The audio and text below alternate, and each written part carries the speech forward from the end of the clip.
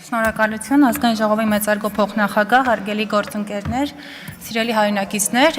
լսելով մեր ընդդիմադիր քաղաքական գործիչներին, տպավորություն է ստեղծվում, որ մենք մեր խոստումներից ոչինչ չենք արել, բայց այնինչ ես ուզում եմ նշել, որ 2018 թվականին նվազագույն կենսաթոշակը 16000 դրամ էր, այժմ այն 36000 դրամ է։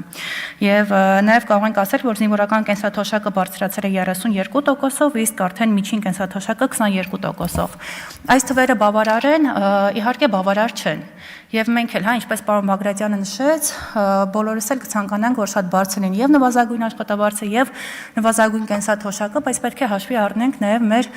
պետական բյուջեի հնարավորությունները։ Եվ մենք ինչու չենք ուզում հիմա այս օրենքի նախագծով ամրագրվի, որովհետև մենք արդեն իսկ մեր կառավարության ծրագրով ամրագրել ենք եւ մեր կառավարության ծրագրով գնում ենք առաջ եւ մենք հիմա մի փոքր շուտ է որ դուք ասում եք դուք չեք կատարել ձեր խոստումները, որովհետև դեռ ժամանակ կա մինչև 26 թվականը եւ ես վստահ եմ, որ մեր սահմանած նշանակետին մենք կհասնենք։ Իսկ կառավարության ծրագիրը ինչքանով ենք մենք կատարել, դա արդեն գնահատականը կտա 26 թվականի ընտրություններում ժողովուրդը։ Ես պետք է խնդրեմ, որ դուք ձեր խոստումների մասին մտածեք եւ վերանայեք, թե ինչ ձեր խոստումներից ինչն է կատարել ձեր ընտրողների առաջ։ Եվ բացի այդ, մեր քաղաքականությունն է, որ կենսաթոշական ավագ սերունդը ավելի աշխատունակ մնա եւ ակտիվ ծերացում ունենա։ Եւ պետք է ամեն ինչ անենք, որպեսզի հնարավորինս երկար